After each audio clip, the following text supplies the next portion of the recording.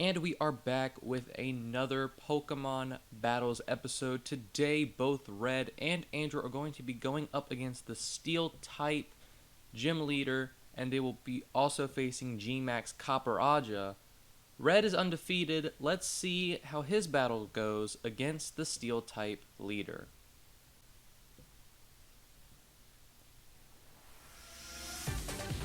Alright, so this is another epic battle. So Red is going up against the Steel type leader like we just said. Let's see what he will send out first. He's going to send out Blastoise, a very interesting choice. And the Steel type leader actually got the jump on him, sending out Togedemaru, who's part electric. Togedemaru is starting out with Spiky Shield just to see what Blastoise has to throw. And of course he's going to use Aura Sphere, but again, Togedemaru is protected. Togedemaru then changes and goes to Wild Charge, almost killing the Blastoise, but not doing quite enough, and that recoil might actually kill Togedemaru with this Aura Sphere. And Togedemaru lives at 4 HP. Another Wild Charge will kill the Blastoise, but sadly, due to the recoil, it will also make Togedemaru faint. It is 1-1 even. This match is already starting out pretty great. So, Berserker, or Edward Scissorhands as the Steel type leader likes to call him, is sent out.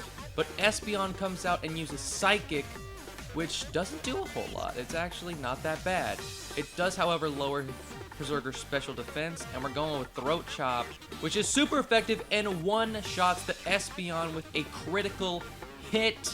The Steel type gym leader has Red on the defensive. And of course, Red's trusty heavy Snorlax is sent in. Berserker uses Swagger, which is going to raise Snorlax's attack but confuse him. This is either going to hurt or help Berserker. There's no in between.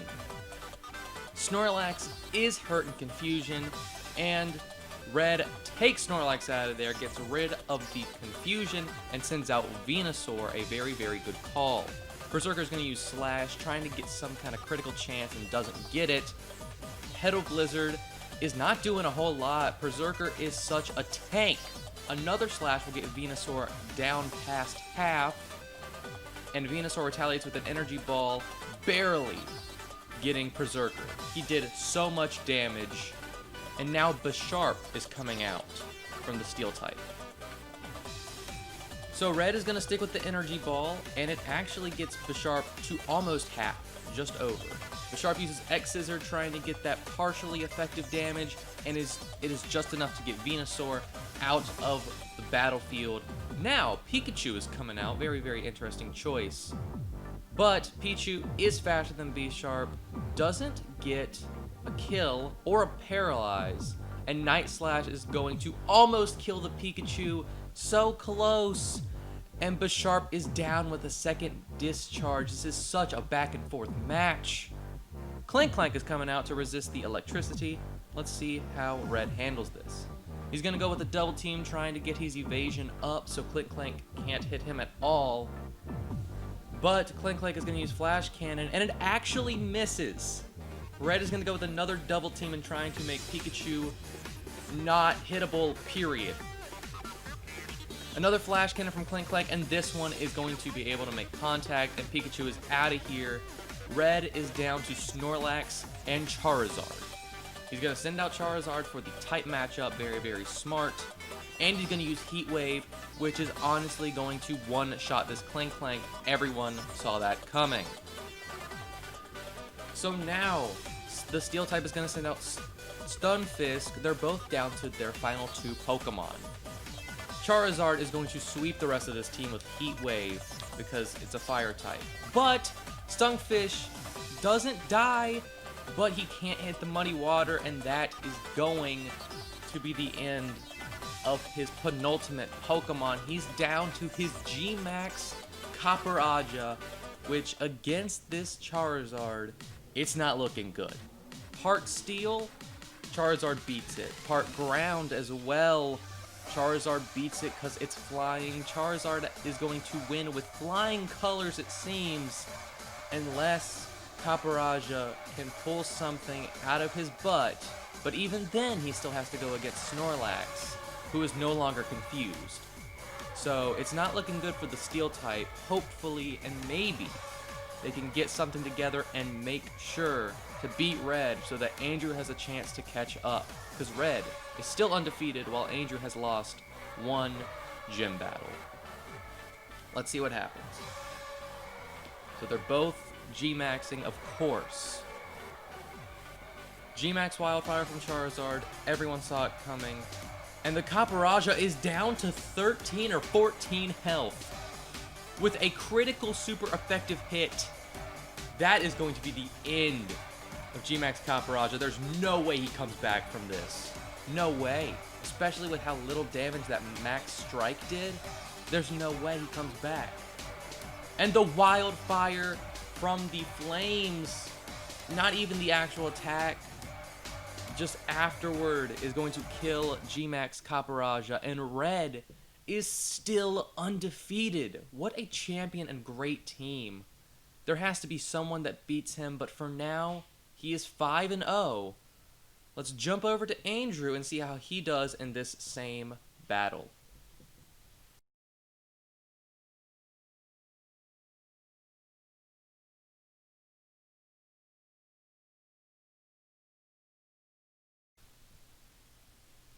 Alrighty, so as we all just saw, Red was able to conquer the Steel-type gym leader even when he was on the defensive. Let's see how Andrew handles this battle.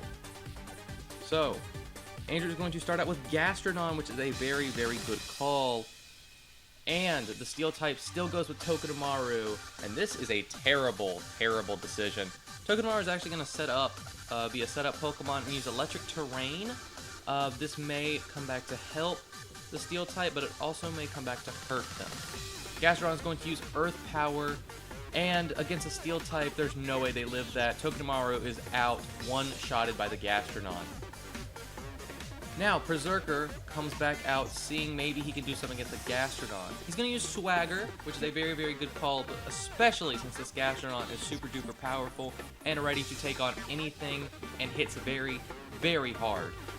So, the Gastrodon is confused, but it does not hurt itself in confusion. Lands another Earth Power, and the Steel-type gym leader is already down 2 Pokemon. Stunfisk is up next. Interesting choice. He has Mimicry, so his type is actually Electric. This may help in the end. Gastrodon snapped out of confusion, hits another Earth Power, and the type change might have saved Stunfisk there. It was still super effective, but Stunfisk has some hardcore defense, gets 2 Sucker Punches in, but Gastrodon's Earth Power is too powerful, and Gastrodon is not even down to half health, and the Steel-type gym leader has 3 Pokemon gone. Bisharp is his next choice, and Night Slash is going to be the decision they make, and Gastrodon is finally past half health, but another Earth Power from Gastrodon. They are very, very dedicated to that move, and the Steel-type gym leader, it already looks like it's lights out. There is no way this gym leader can win this battle. So now we're on to the G-Max Pokemon. The gym leader wants to make a statement saying, I need a personal victory at least. Your Gastrodon is going to go down. Let's G-Max my Caparaja, and I'm going to show you what I got, and you will regret ever messing with me. Your Gastrodon will go down today. So, let's see how Andrew responds. He's going to go with Recover. Gastrodon is basically back up to full health, and you know that hurts the Steel Gym Leader's pride. G-Max Caparaja is going to go with Max Quake, and against Gastrodon, that does nothing. He is back to half health. This is not going well. Gastrodon is going to use an Earth Power, and that's going to do about 90 points of damage to the Caparaja. And Caparaja retaliates with a Max Starfall, which is going to barely be enough to kill the Gastrodon. It is now 2 Pokemon against Andrew's 5.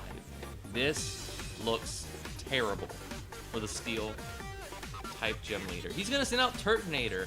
What a surprise. A Fire type, and he's going to use Shell Trap. because he knows that Caparaja only has physical moves. A Max Quake is almost going to kill Turtonator, but since he did not, the Shell Trap is going to come into effect, and that's going to do some massive damage since it is a Fire-type move. That does over 100 points of damage. Caparaja looks like he is in trouble. So, Caparaja uses Play Rough, and since Turtonator, you know, it's not part dragon, what am I saying? It doesn't matter. It's dead, but now Andrew sends out Tyranitar, and Caparaja's still standing, but just barely. I cannot see Caparaja living much longer. Andrew wants to put an end to this battle. He is going to Dynamax his Tyranitar. This is getting serious. He says, look, we had fun. You killed two of my guys. It's over. You are not living any longer. I will make sure of it, and my Tyranitar will be the one to show you out the door. Andrew feels confident. He wants to rebound from his one loss and catch up to Red. Tyranitar uses Max Quake, and that is going to get Caparaja out of here. Andrew has lost against the Fire type, but he wants to show that he can rebound and win this. He is not letting Red get away with this victory, and this is all but over. Even the super effective Flash Cannon isn't doing a whole lot, and this Max Quake is going to be the end of the Steel-type Gym Leader. And there you guys have it. Andrew is still only one battle behind, but Red is going to have to lose something if Andrew wants to be able to catch up and tie against Red win-loss ratio-wise. Thank you guys so much for watching. I hope you guys enjoyed this episode. I have a blast narrating this. Even though I'm not a professional, it's a lot of fun for me to do. So please leave a like if you're liking this. Don't forget to subscribe. And Andrew and Red are going up against another challenger next week. Stay tuned to see who it is. Peace out, everybody.